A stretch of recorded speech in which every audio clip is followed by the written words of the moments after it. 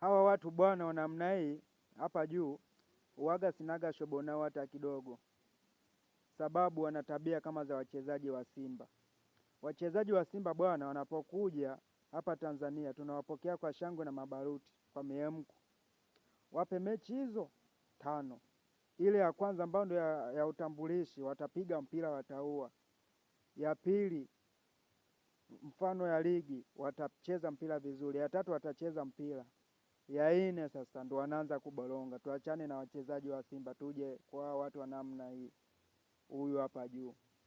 Hawa watu bwana wanapokuja tunawapokea vile vile kwa shangwe na mabaruti na kwa mihemko.